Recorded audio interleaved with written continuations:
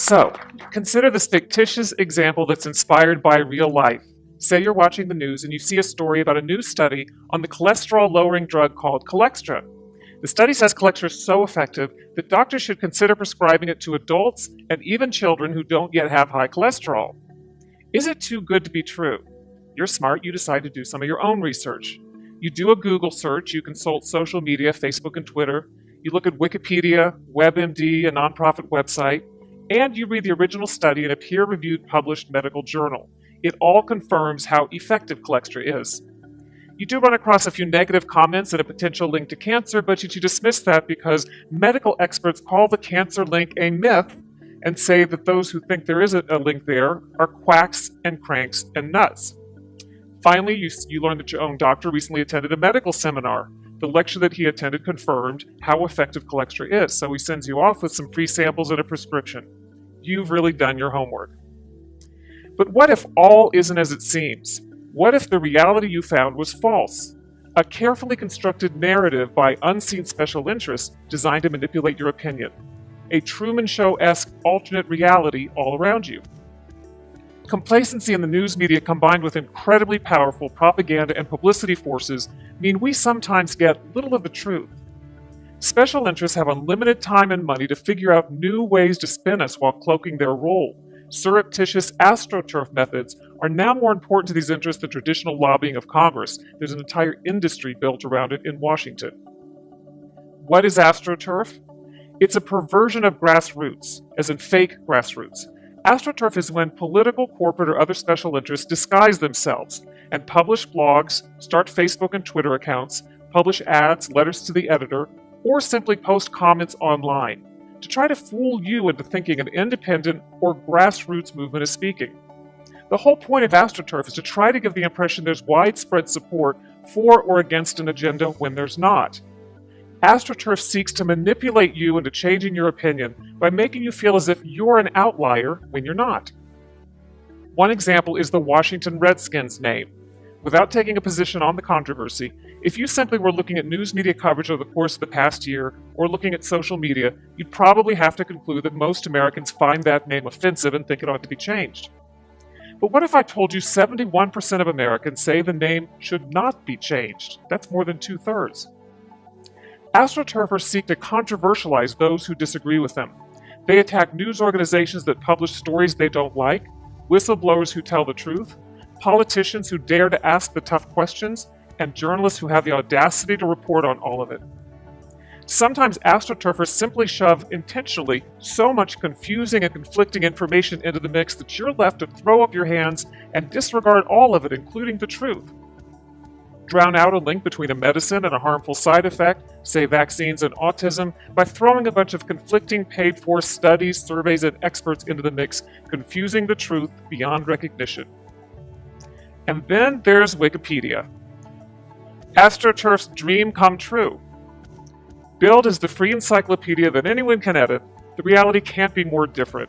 Anonymous Wikipedia editors control and co-opt pages on behalf of special interests. They forbid and reverse edits that go against their agenda. They skew and delete information in blatant violation of Wikipedia's own established policies with impunity, always superior to the poor schlubs who actually believe anyone can edit Wikipedia, only to discover they're barred from correcting even the simplest factual inaccuracies. Try adding a footnoted fact or correcting a fact error on one of these monitored Wikipedia pages and poof, sometimes within a matter of seconds you'll find your edit is reversed. In 2012, famed author Philip Roth tried to correct a major fact error about the inspiration behind one of his book characters cited on a Wikipedia page. But no matter how hard he tried, Wikipedia's editors wouldn't allow it. They kept reverting the edits back to the false information. When Roth finally reached a person at Wikipedia, which was no easy task, and tried to find out what was going wrong, they told him he simply was not considered a credible source on himself. A few weeks later, there was a huge scandal when Wikipedia officials got caught offering a PR service that skewed and edited information on behalf of paid, publicity-seeking clients in utter opposition to Wikipedia's supposed policies. All of this may be why, when a medical study looked at medical conditions described on Wikipedia pages and compared it to actual peer-reviewed published research, Wikipedia contradicted medical research 90% of the time. You may never fully trust what you read on Wikipedia again, nor should you. Let's now go back to that fictitious Colextra example and all the research you did. It turns out the Facebook and Twitter accounts you found that were so positive were actually written by paid professionals hired by the drug company to promote the drug. The Wikipedia page had been monitored by an agenda editor also paid by the drug company. The drug company also arranged to optimize Google search engine results, so it was no accident that you stumbled across that positive nonprofit that had all those positive comments. The nonprofit was, of course, secretly founded and funded by the drug company. The drug company also financed that positive study and used its power of editorial control to omit any mention of cancer as a possible side effect. Once more, each and every doctor who publicly touted Colextra, or called the cancer link a myth, or ridiculed critics as paranoid cranks and quacks, or served on a government advisory board that approved the drug, each of those doctors is actually a paid consultant for the drug company. As for your own doctor, the medical lecture he attended that had all those positive evaluations was, in fact, like many continuing medical education classes, sponsored by the drug company. And when the news reported on that positive study, it didn't mention any of that. I have tons of personal examples from real life. A couple of years ago, CBS News asked me to look into a story about a study coming out from the nonprofit National Sleep Foundation. Supposedly, this press release coming out said, the study concluded we are a nation with an epidemic of sleeplessness and we don't even know it, and we should all go ask our doctors about it. A couple of things struck me about that. First, I recognized the phrase ask your doctor as a catchphrase promoted by the pharmaceutical industry. They know that if they can get your foot through the door of the doctor's office to mention a malady, you're very likely to be prescribed the latest drug that's marketed. Second, I wondered how serious an epidemic of sleeplessness could really be if we don't even know that we have it. Right? It didn't take long for me to do a little research and discover that the National Sleep Foundation nonprofit and this study, which was actually a survey, not a study, were sponsored in part by a new drug that was about to be launched onto the market called Lunesta, a sleeping pill. I reported the study as CBS News asked, but of course I disclosed the sponsorship behind the nonprofit and the survey so that viewers could weigh the information accordingly.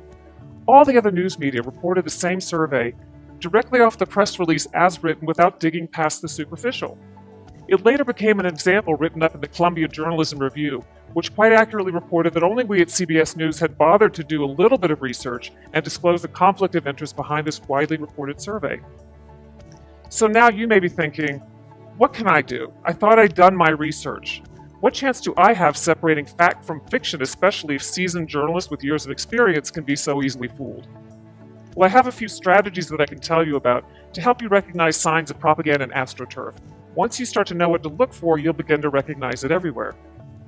First, hallmarks of astroturf include use of inflammatory language such as crank, quack, nutty, lies, paranoid, pseudo, and conspiracy. Astroturfers often claim to debunk myths that aren't myths at all. Use of the charged language tests well. People hear something's a myth, maybe they find it on Snopes, and they instantly declare themselves too smart to fall for it. But what if the whole notion of the myth is itself a myth, and you and Snopes fell for that? Beware when interests attack an issue by controversializing or attacking the people, personalities, and organizations surrounding it rather than addressing the facts. That could be astroturf. And most of all, astroturfers tend to reserve all of their public skepticism for those exposing wrongdoing rather than the wrongdoers. In other words, instead of questioning authority, they question those who question authority. You might start to see things a little more clearly. It's kind of like taking off your glasses and wiping them and putting them back on and realizing for the first time how foggy they've been all along. I can't resolve these issues, but I hope that I've given you some information that will at least motivate you to take off your glasses and wipe them and become a wiser consumer of information in an increasingly artificial, paid-for reality.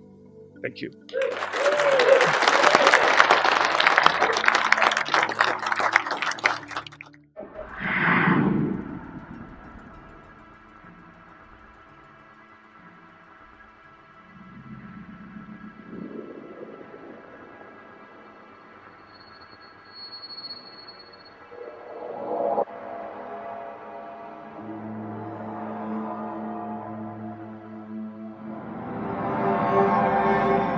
So is it okay to have the government monitor social media conversations and then to wade in and correct some of those conversations? With more on this, let's go to technology expert Carmi Levy. He's on the line from Montreal. Carmi, do you think the government's monitoring what you and I are saying right now? Is this whole thing getting out of line or what?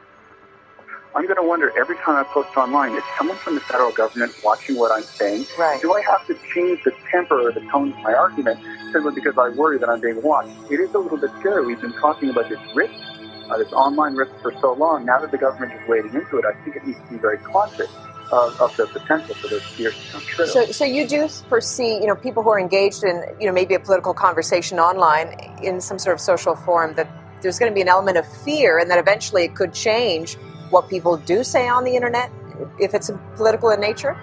Exactly, Yeah. because if you're stuck wondering who's watching and what are they going to do if I say the quote-unquote wrong thing, you're going to necessarily change the way you involve yourself. Wired.com has uncovered a 2006 study written for the U.S. Special Operations Command that suggests the military should clandestinely recruit or hire prominent bloggers. The report stated, quote, hiring a block of bloggers to verbally attack a specific person or promote a specific message may be worth considering.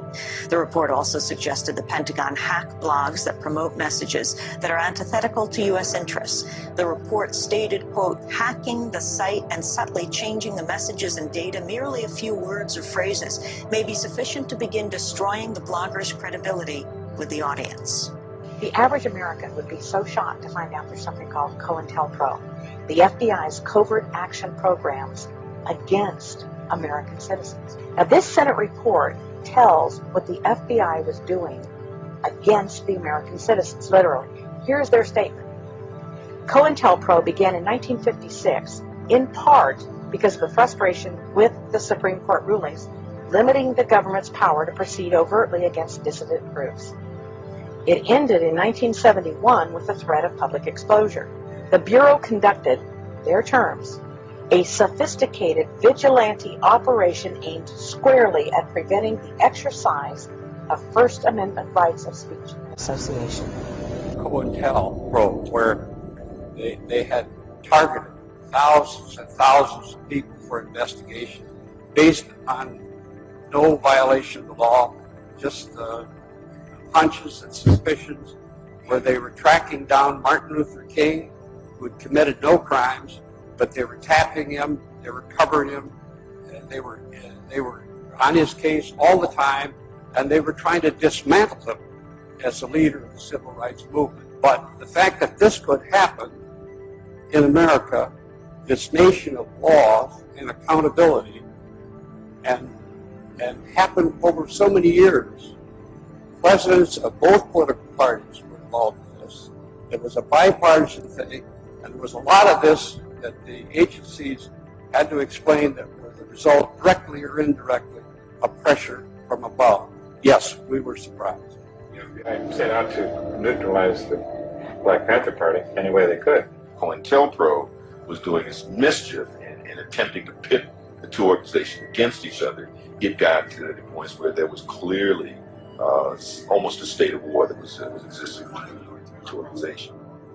The FBI had created this tension, but you had these two groups that, when they saw each other on the street, it was just a natural confrontation. Correspondence propaganda between the two, telling one that the other one was doing something that wasn't appropriate. Well, I felt pretty bad because most of it was really crap. It was a waste of time. We destroyed a lot of lives, and I always deny that, but police department had infiltrated the Panther 21, and the highly publicized, highly touted trial of 21 members of the Panther Party for allegedly plotting to blow up department stores turned out to be a total hype, entire harassment, entrapment by the FBI, where it was revealed that FBI agents had infiltrated the Panthers, and the people behind any ideas of a plot to blow up anything were all government agents. It's been revealed that incendiary blogger and radio host Hal Turner was an FBI informant and agent provocateur. Turner is being charged with making death threats against Connecticut legislators and Illinois judges, and he has to claim that his actions were legal because he did the same when employed by the FBI. Prosecutors have acknowledged that Turner was an informant who spied on radical right-wing organizations. But Turner went much further than spying. He also called for former Congresswoman Cynthia McKinney to be lynched. McKinney responded to the news saying, quote, "It has just now come to my attention that a journalist who suggested that I'd be lynched was actually being paid by our own government to say that. Now, when I reported it to the FBI, how in the world was I to know that he was at that time on the FBI? All right, to Tel Aviv now, as cash-strapped Israeli students have found a new way to relieve their financial plight. They can get easy money by simply posting positive tweets for the government and clicking the like button. That's after authorities came up with the idea of offering youngsters salaries and even scholarships for protection of the government's interests in fighting anti-Semitism on the web. Ironically, though, the father of the digital diplomacy program has come under fire for posting racist comments, the very thing he was meant to be combating. Paula Sleer takes up the story. Public opinion against Israel is at an all-time low. Recent wars with Gaza and the seemingly never-ending occupation have left the country waging a PR war. This is a very massive wave of this false propaganda and attempts to legitimize, our right to defend ourselves and even our right to live in our historic land. So we have to do everything to tell the truth. For 65 years, Israeli diplomats have struggled in their posts. In the modern world, they need all the help they can get. Enter the undergrads. The idea is to pay students to tweet pro-Israeli propaganda. Lidor Bar David has been doing it for a while, but as a volunteer. It's another way to a student to give back to society.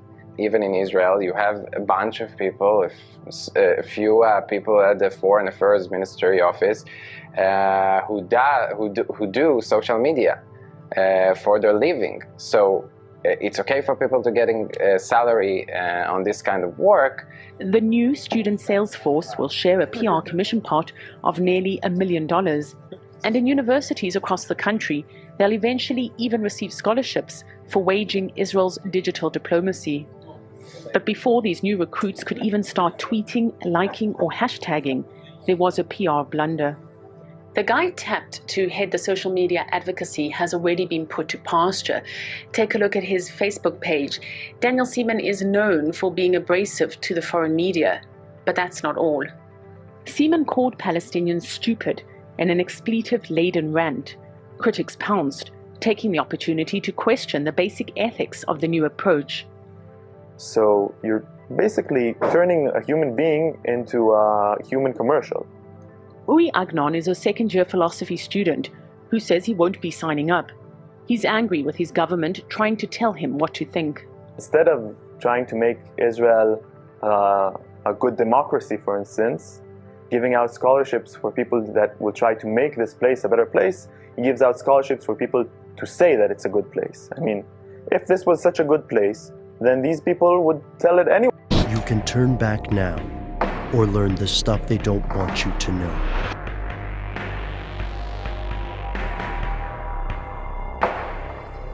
Here are the facts. When people have to make decisions, they act to the best of their ability based on the information available. But sometimes that information may be inaccurate, which doesn't stop it from spreading from one person to the next. This unintentional spread is known as misinformation. Throughout history, misinformation is regrettably common. Before the existence of reliable, fast communication across long distances, news could take weeks or months to reach world leaders. What they did here was often exaggerated or incorrect. Even today, when a world leader, corporation, or the media unintentionally spreads incorrect information about a nuclear weapon perhaps, or an imminent war, fear can overpower otherwise rational people. In the military, this uncertainty is known as the fog of war. No one is perfect, and no one is immune. Fortunately, communication in the modern world is cheaper than at any other time in history. With the ability to check facts with people across the planet, it seems these errors are a thing of the past, unless, of course, they are intentionally spread. Here's where it gets crazy. Think of misinformation as a bungle on the football field. Think of disinformation as a well-executed play. It could take the form of a forged letter, an extraordinarily lucky discovery, or an anonymous phone call. When it comes to information warfare, disinformation is one of the oldest techniques in the business. During World War II, British forces intentionally leaked fake campaign plans to Axis powers in Operation Barclay, diverting Nazi attention from Sicily. Disinformation was spread by the Soviets and the US as they competed to become the world's reigning superpower, perhaps most notably in the CIA's Operation Mockingbird. Yet disinformation is not a discarded Cold War practice, nor is it a thing of the past. In countries like Zimbabwe, Myanmar, or Belarus, the public generally accepts that elections are rigged, but the local media rarely contradicts the ruling powers. It's no secret that many U.S. citizens believe presidents from Lyndon Johnson to George W. Bush and Barack Obama have resorted to disinformation to nudge public opinion. Some experts believe the public has become more disinformed than ever before. In a 1996 study on information warfare, the RAND Corporation found that opportunities for perception management, or affecting the way the public interprets information, have expanded rather than decreased. From the internet to Photoshop, the evolution of information technology has provided a wealth of new tools for those who would shape public perception. But here's the tricky part. How can we tell the truth from the propaganda? In the conspiracy world, this is a matter of hot debate. Alex Jones, David Icke, and numerous other conspiracy theorists have themselves been accused of being disinfo agents, planted by a government or shadowy world power to manage the public's opinion. These examples run high on emotion and low on proof, but the point remains disturbing. From the Gulf of Tonkin controversy to state-owned media such as North Korea's Central News Agency, it's easy to find examples of disinformation, but there's often no sure way to know which stories are true and which sources to trust. According to some conspiracy theorists, anyone could be a source of disinformation. Even us.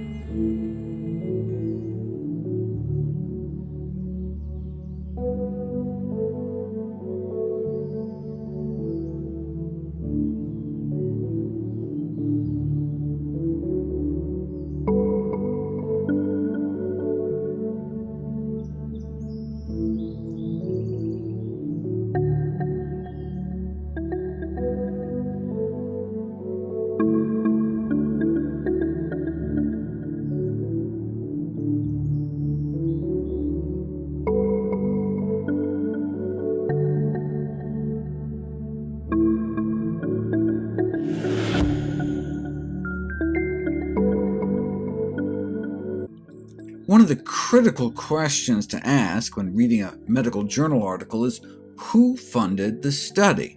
In most journals, researchers are required to identify their sources of funding, so what's the problem? Well, researchers can obscure the true origin of financial support. They can hide it, disguise it, or even launder the money through a front group. Case in point, a study downplaying the risks of lung cancer, funded in part by the Foundation for Lung Cancer Early Detection, Prevention, and Treatment. That doesn't sound so bad until you realize it's underwritten by millions from a tobacco company.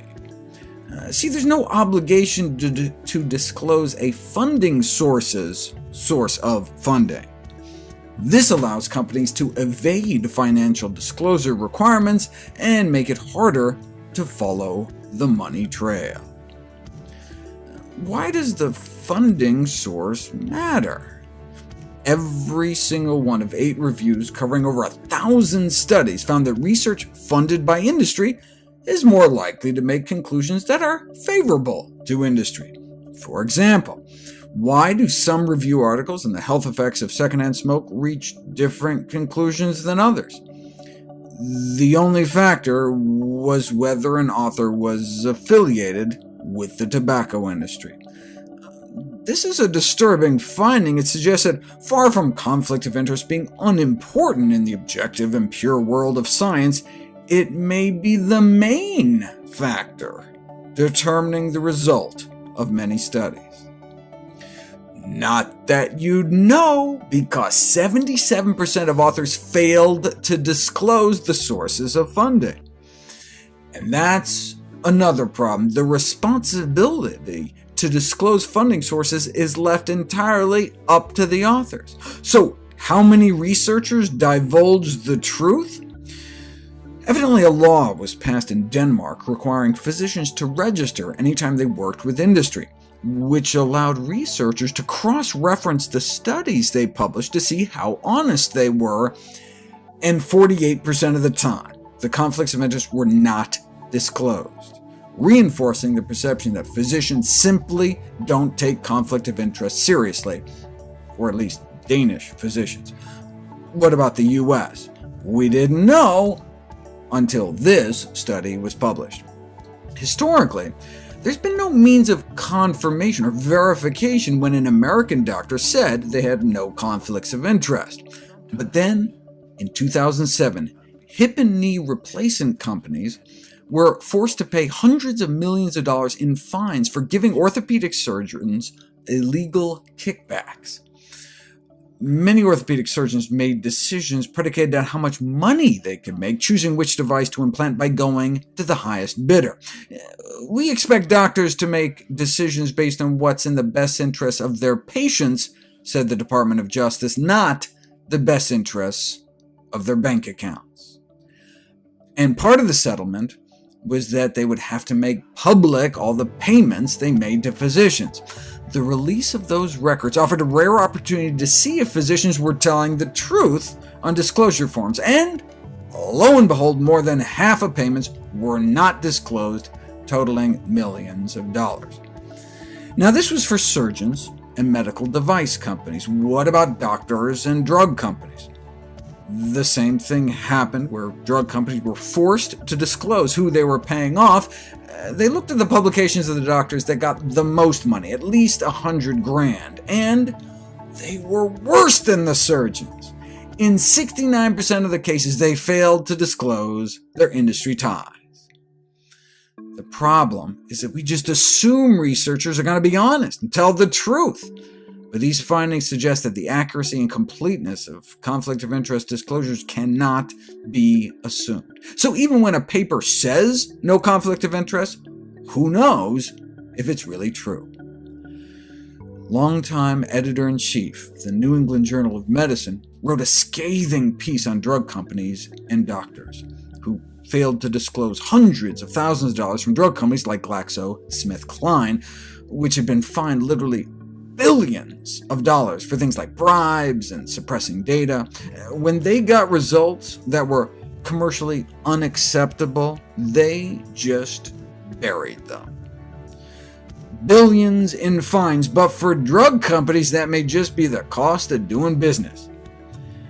As reprehensible as many drug industry practices are, the medical profession may be even more culpable. I mean, you expect drug companies to prioritize the bottom line, but maybe we should expect more from the healing profession. Who funds most of the studies that show that drugs are safe and effective? The drug companies themselves. It's self-evidently absurd to look to investor-owned companies for unbiased evaluations of their own products. One result of the bias in the medical literature is then that physicians learn to practice a very drug-intensive style of medicine. Even when lifestyle changes would be more effective, physicians and their patients often believe that for every ailment there's a drug. It's gotten so bad that physicians can no longer rely on the medical literature for valid and reliable information. Wow, that's quite an accusation. Says who? Says a longtime editor of one of the most prestigious medical journals in the world. To help expose some of these conflicts of interest that are corrupting the medical profession, the Drug Company Gift Disclosure Act was introduced into Congress and died there year after year, until it was successfully integrated into the Affordable Care Act. And now there's a database detailing which doctors get the billions of dollars dished out, permitting patients to make better informed decisions when choosing healthcare professionals and making treatment decisions. I described how you could look up your own doctor. The 2008 version that medical groups endorsed didn't require public disclosure unless doctors got $500 in gifts, but the 2009 version got even stricter, requiring disclosure if you even pocketed $100, leading groups like the American Academy of Family Physicians to start to get a little nervous. But the final wording in Obamacare requires disclosure of even a $10 meal, leading countries around the world to look to the United States of America for leadership in healthcare ethics. You don't see that every day. Now that we have this massive public record, we can now really see how honest doctors have been. The financial disclosures by the authors of the American College of Cardiology and American Heart Association guidelines were matched to the public disclosures of the hundreds of thousands of dollars they receive from Big Pharma thanks to the new law. And let's just say the overall agreement between author and drug company disclosure was poor. Nationally, female physicians each received thousands fewer dollars on average each year from drug companies, though it's not clear if that's because the women were ethical or the industry was sexist. What about conflicts of interest online? There are purportedly evidence-based medicine websites allowing physicians to answer clinical questions at the bedside. For example, a clinician caring for patients are increasingly reviewing treatment recommendations on these websites to make clinical decisions in real time. You're with a patient, you can just whip out your phone and check. So it's important that there are no financial conflicts of interest in those that write these online guidelines. So they examined one such website called UpToDate, which seemed to provide the most comprehensive diagnosis. So, did they find any conflicts of interest? Yes, in every single one they looked at. Okay, but so what do you do with that information? Let's say you see an article claiming that candy consumption is not associated with health risks, and they disclosed that the research was supported by the National Confectioners Association, who used to run ads that said things like, "Put candy in their school lunch because it's good for them." The problem with financial conflicts of interest is you simply don't know what to believe. So, maybe this preoccupation with disclosure hijacked the whole debate. Maybe, as the former editor-in-chief of the New England Journal of Medicine critiqued, the focus should be instead on not just disclosing, but eliminating commercial conflicts. It's like campaign finance reform, where the issue is managed more by public disclosure rather than getting money out of politics. Dr. Kassirer writes that the vast attention paid to failure to disclose conflicts of interest is misplaced, and that more attention should be focused on the financial conflicts themselves. After Dr. Kassirer effectively resigned from the New England Journal of Medicine, disillusioned with the direction they were taking, Dr. Angel took over, the first female editor-in-chief in the journal's 100-year history. She lasted about a year.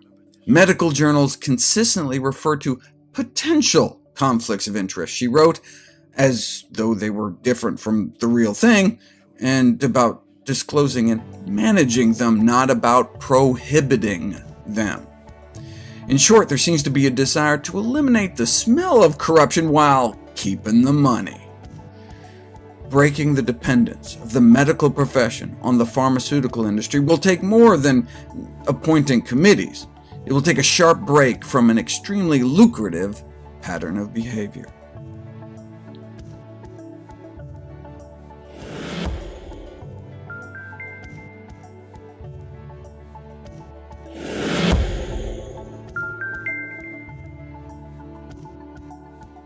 For decades, on the basis of concerns from the American Heart Association and consumer groups, the Federal Trade Commission carried out successful legal action, upheld by the Supreme Court, to compel the egg industry to cease and desist from false and misleading advertising that eggs had no harmful effects on health.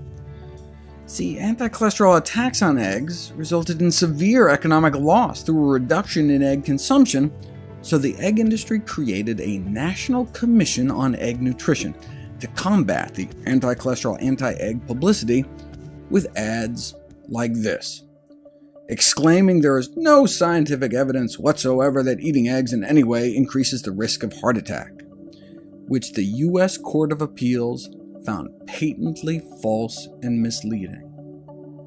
Even the tobacco industry wasn't that brazen, instead just trying to introduced the element of doubt, arguing that the relationship between smoking and health remained an open question. The egg ads made 7 claims, each of which, in truth and in fact, was determined to be bull. The court determined the egg industry ads were, and are, false, misleading, deceptive. In fact, legal scholars view what the tobacco industry tried to do as the same as what the American Egg Board's Nutrition Commission on Egg Nutrition tried to do. As with the egg ads, the tobacco industry did more than just espouse one side of a genuine controversy, but just denied the existence of scientific evidence. Over the last 36 years, the American Egg Board has spent hundreds of millions of dollars to convince people eggs are not going to kill them. And it's working. In combination with aggressive nutritional science and public relations efforts, research shows that the advertising has been effective in decreasing consumers' concerns over eggs and cholesterol heart health. This is from their internal strategy documents I got a hold of. Currently, they're targeting moms. Their approach is to surround moms wherever they are. They pay integration fees for egg product placement in TV shows. To integrate eggs into The Biggest Loser, for example, could be $1 million. But getting some kids' storytime reading program to integrate eggs may only take $500,000 though. The American Egg Board keeps track of who is and is not a friend of eggs. They pay scientists $1,500 to sit and answer questions like, what studies can help disassociate eggs from cardiovascular disease? From the beginning, their arch nemesis was the American Heart Association, over which they fought a major battle over cholesterol. In documents retrieved through the Freedom of Information Act, we see even the USDA repeatedly chastising the egg industry for misrepresenting the American Heart Association position. In a draft letter to magazine editors, the egg industry tried to say that the American Heart Association changed its recommendations to approve an egg a day in 2000 and eventually eliminated its number restrictions on eggs in 2002. To which the head of USDA's Poultry Research and Promotion Programs had to explain the quote-unquote change in 2000 wasn't a change at all. Nothing in the guidelines or recommendations was changed. What happened is that in response to a question posed by someone planted in the audience, Heart Association reps acknowledged that even though eggs are the most concentrated source of cholesterol in the diet, since an individual egg has less than 300 milligrams of cholesterol, technically an egg could fit under the 300 milligram daily limit. And in 2002, they just eliminated the specific mention of eggs for consistency's sake. But the American Heart Association insists that they haven't changed their position and continue to warn consumers about eggs. Here's from the AHA website at the time. If one egg has 213, and the limit dietary cholesterol intake for people with normal cholesterol is 300, you could fit in an egg if you cut down on all other animal products. Right? You can have an egg for breakfast, and then if you had some coffee, some skinless turkey breast, etc., you could end up 510, right? Nearly twice the recommended limit. So if you're going to eat an egg, you need to substitute vegetables for some of the meat, you drink your coffee black, and watch for hidden eggs in baked goods. And the limit for folks with high cholesterol is 200 milligrams a day, which may not even allow a single egg a day. This is how the Senior Director of Nutrition Education at the American Egg Board's Egg Nutrition Center characterized the American Heart Association guidelines. Maybe I'm being overly sensitive, but this reads like, if you insist on having those deadly high cholesterol eggs, your penalty will be to eat vegetables. And you can't even have that yummy steak and creamy coffee you love. Really, it's not worth eating eggs. Oh, and if you think you'll be able to enjoy some delicious baked goods, forget it. The deadly eggs are there too. The American Egg Board is a promotional marketing board appointed by the U.S. government, whose mission is to increase demand for egg and egg products on behalf of U.S. egg producers. Now, if an individual egg company wants to run an ad campaign, they can say whatever they want. But if an egg corporation wants to dip into the $10 million the American Egg Board sets aside for advertising, because the board is overseen by the federal government, corporations are not allowed to lie with those funds. What a concept. Which leads to quite revealing exchanges between egg corporations that want to use that money and USDA on what egg companies can and cannot say about eggs. Thanks to the Freedom of Information Act, I was able to get my hands on some of those emails. Of course, a lot of what I got looked like this. Please note a number of items about our Salmonella Crisis module. Any questions? Or even better, entire sheets of paper that literally just said this. That was the whole sheet of paper. Our tax dollars hard at work. But check this out. This is some egg company trying to put out a brochure on healthy snacking for kids. But because of existing laws against false and misleading advertising, the head of USDA's Poultry Research and Promotion Programs reminds them that you can't couch eggs or egg products as being healthy or nutritious. See, the words nutritious and healthy carry certain connotations. You know that food is actually good for you. But because eggs have the amount of cholesterol they do, plus all the saturated fat, the words healthy and nutritious are problematic when it comes to eggs. This is the USDA saying this. However, the USDA helpfully suggests you can say eggs are nutrient dense. Wait a second, why can you say eggs are nutrient dense but not nutritious? Because there's no legal definition of nutrient dense. You can say Twinkies and Coca-Cola are nutrient dense, but legally, you can't say something is nutritious unless it's actually nutritious. So, for example, the egg industry wanted to run this ad calling eggs a nutritional powerhouse that aids in weight loss. The USDA had to remind the industry you can't portray eggs as a diet food because of the fat and cholesterol content. In fact, they have nearly twice the calories of anything that can be called low calorie. Nutritional powerhouse can't be used either. Fine, the industry said, they'll move to Plan B. Headline the ad, Exceptional Nutrition. Nope. because again, given the saturated fat and cholesterol, you can't legally call eggs nutritious. So the ad ended up find true satisfaction, and instead of weight loss, they had to go with can reduce hunger. USDA congratulated them on their cleverness. Yes, a food that when eaten can reduce hunger. What a concept. You can't even call eggs a food relatively low in calories. Can't say eggs are low in saturated fat. They're not. Can't say they're relatively low in fat. Can't even call them a rich source of protein because they're not. It's illegal to advertise that eggs pack a nutritional wallop. Can't truthfully say that. Or have a high nutritional content. You can't say eggs are nutritious at all. Can't say nutritious. Cannot say eggs are nutritious. Sometimes you have to tell the industry a few times. Eggs have so much cholesterol you can't even say they contribute nutritionally. Can't say eggs are healthful. Certainly can't say they're healthy.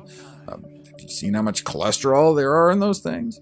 Can't say healthy. Can't even say eggs contribute healthful components. Since you can't say eggs are a healthy start to the day, the USDA suggests satisfying start. Can't call eggs a healthful ingredient, but you can call eggs a recognizable ingredient. Can't truthfully say eggs are good for you, can't say they're good for you by law. The egg industry needs to steer clear of words like healthy or nutritious. For food to be labeled healthy under FDA rules, it has to be low in saturated fat. Eggs fail that test. And less than 90 milligrams of cholesterol per serving. Even half an egg fails that criteria. For the same reason you can't tout ice cream for healthy bones, you can't say eggs are healthy because they exceed the limit for cholesterol. Egg corporations aren't even allowed to say things like eggs are an important part of a well-balanced, healthy diet on an egg carton because it would be considered misleading, according to the USDA's National Egg Supervisor, since eggs contain significant amounts of fat and cholesterol, and therefore contribute to the leading killer in the United States, heart disease. The industry can't afford to tell the truth about eggs or even the hens that lay them.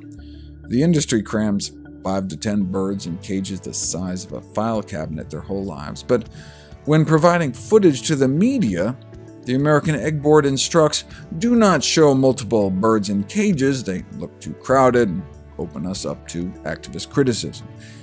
In other words, do not show the truth. Not only is the industry barred from saying eggs are healthy, they can't even refer to eggs as safe. All references to safety must be removed because more than 100,000 Americans are salmonella poisoned every year from eggs. The Egg Board response to this egg-borne epidemic is that salmonella is a naturally occurring bacteria.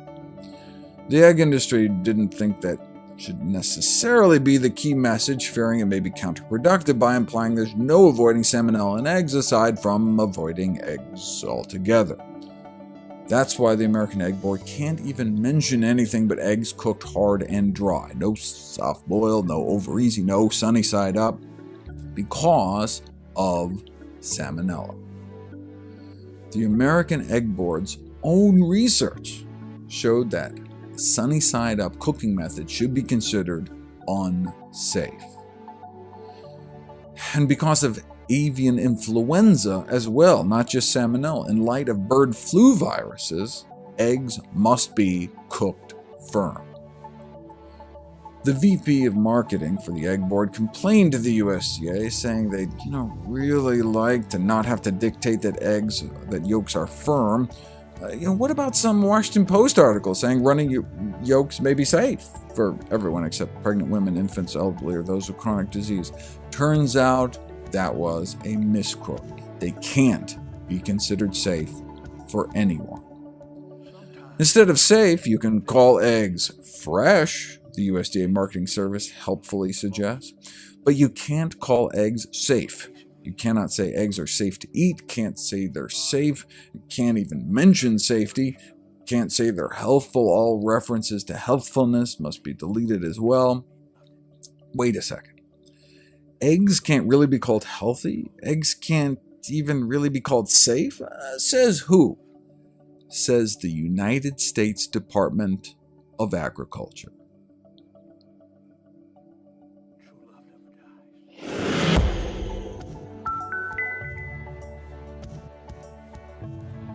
Why is the salt industry so powerful? They have their own PR and lobbying firms to play tobacco industry-style tactics to downplay the dangers. But salt is so cheap. I mean, how much money are they really making? It's not the salt mine barons, it's the processed food industry. Just like the sugar industry could care less if we buy a 2-pound bag at the store, it's the trillion-dollar processed food industry that uses the dirt-cheap added salt and sugar to sell us their junk. And by hooking us on hyper-sweet, hyper-salty foods, our taste buds get so dampened down that natural foods taste like cardboard. The ripest fruit may not be as sweet as Fruit Loops, so we just continue to buy more and more. But there are two other major reasons the food industry adds salt to food. The other two reasons, entirely commercial, and for most foods are the real reason the food industry wants the intake of salt to remain high. If you add salt to meat, it draws in water, so you can increase the weight by like 20%. And since it's sold by the pound, that's 20% more profits for very little cost. Salt also makes us thirsty. Bars offer free salted peanuts for a reason. Soda companies own snack companies for a reason. It's not just a coincidence that Pepsi and Frito-Lay are the same company. Would we shell out $9 for a drink at the movies after eating a bucket of unsalted popcorn? Would we supersize our soda if they didn't salt our fries and Big Mac? But that's not the only reason salt is added to meat. It solubilizes the muscle proteins to a gel for optimum meat texture. That's one of the reasons the meat and fish industries like the so-called meat glue enzyme, transglutaminase. Meat glue can help gel the muscle protein without adding salt. But some of these salt alternatives leave a bitter aftertaste in the meat, but this problem can be managed by also adding a bitter-blocking chemical to the meat, which work by blocking the activation of our taste receptors, preventing that information from ever reaching our brain.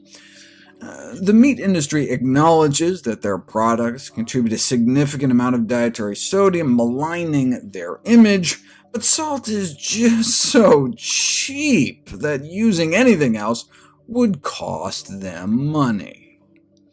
However, if they're able to resolve this cost issue, if they can make it cost-effective, then one day maybe they could end up saving millions of lives as well as dollars. Things that may or may not be true. Things that man needs to believe in the most. That people are basically good. That honor, courage, and virtue mean everything. That power and money and power mean nothing. That good always triumphs over evil. And I want you to remember this, that love